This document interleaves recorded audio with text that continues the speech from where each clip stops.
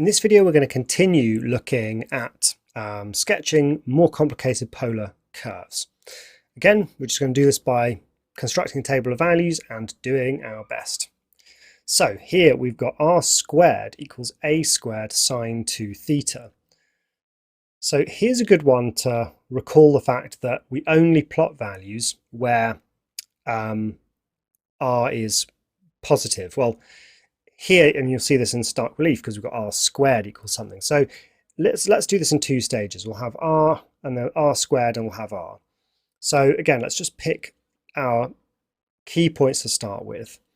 And this is usually not enough, but it's an essential starting point just to get this sort of building blocks in place. So when theta equals 0, we've got r squared is sine of 2 times 0 is sine 0 is 0, so that's 0 and 0.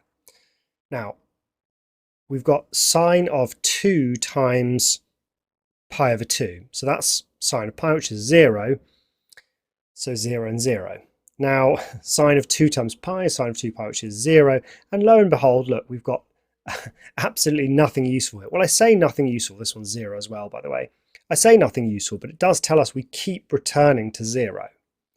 So I'm going to have to dig into the more granular points. So let's go with pi over 4.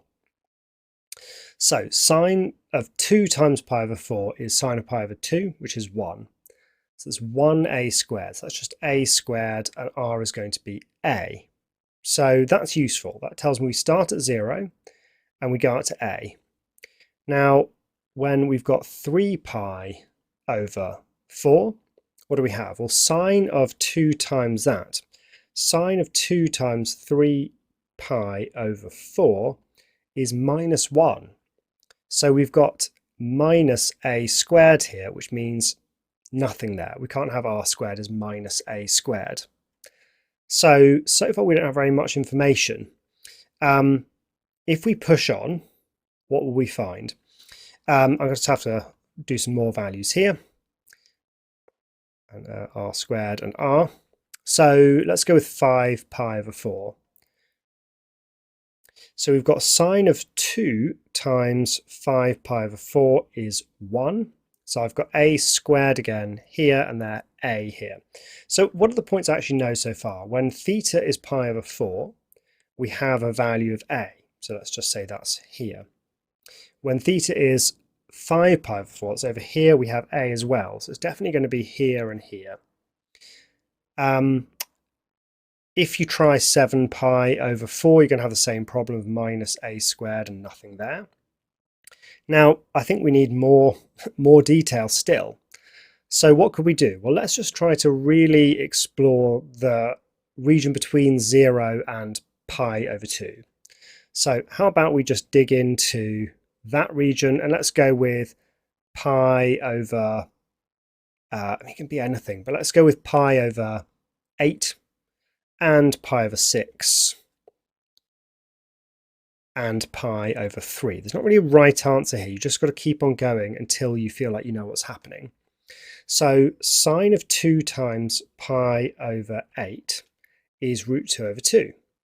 So we have root 2 over 2a squared, which is, I mean, again, just decimals here are fine, 0.7a squared, which means if I square root that, I'm getting about 0.8a. Very rough and ready, but useful. So when the angle is half of the angle here, we have 0.8. So that's going to be a point about here, let's say.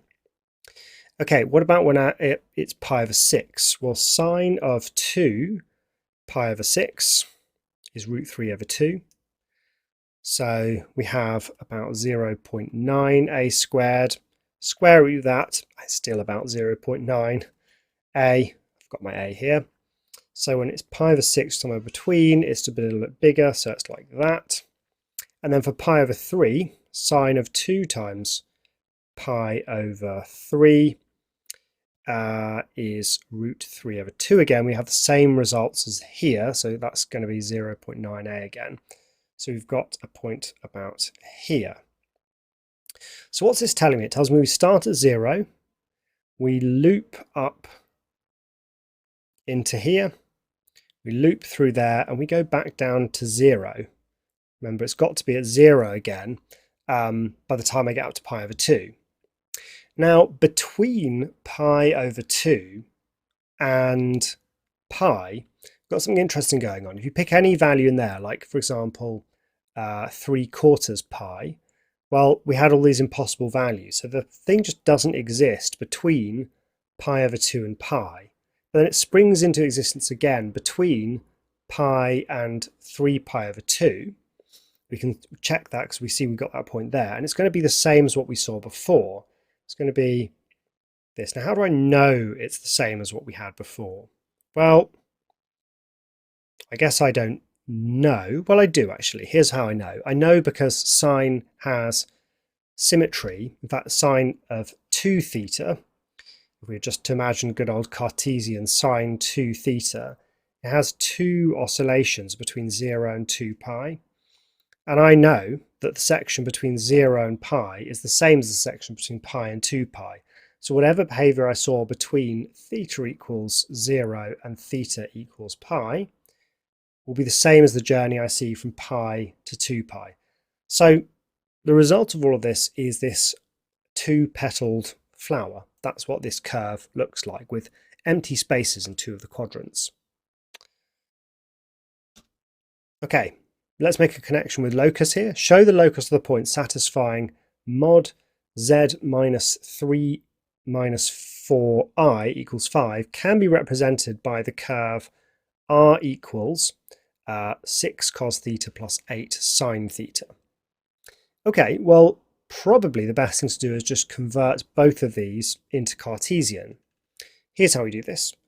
This one up here, I say, well, this is a circle, and it's a circle with a centre of 3 plus 4i, because that's z minus 3 plus 4i. And we can just sort of state this is a circle with centre 3 plus 3, 4 and radius 5, or we could just say, look, the point z is the point x plus I, y, and we can say the modulus of x plus I, y minus 3 minus 4i is 5. Now, what's the modulus of this complex number? Well, the real part is x minus 3, so x minus 3 squared plus the imaginary part, y minus 4 squared, must equal 25. So it equals 25 because the modulus squared, which is just the real part squared plus the imaginary part squared, equals the modulus squared. But lo and behold, we have the equation of a circle. So that complex locus is just a circle with centre 3, 4 and radius 5. Now we're just going to convert this into Cartesian as well. Let's begin by multiplying through by r. That does useful things. It gives us r squared, which is easy to turn into x's and y's, and it gives us an r cos theta, and it gives us an r sine theta. So recall that r squared is x squared plus y squared, and recall r cos theta is x, and r sine theta is y. So what's left is just some completing the square. We've got x squared minus 6x plus y squared minus 8y. If we complete the square on the x's, we get x minus 3 all squared minus 3 squared. If we do the same for the y's, we get y minus 4 squared minus 4 squared, and that's equal to 0. In total, therefore, we have x minus 3 squared plus y minus 4 squared equals 25, and therefore they are the same. They can be represented in both ways. Both of them are just a circle. Okay, so I hope that's given you an insight into how to sketch slightly more complicated polar coordinate problems and make connections even with complex numbers. See you in the next video.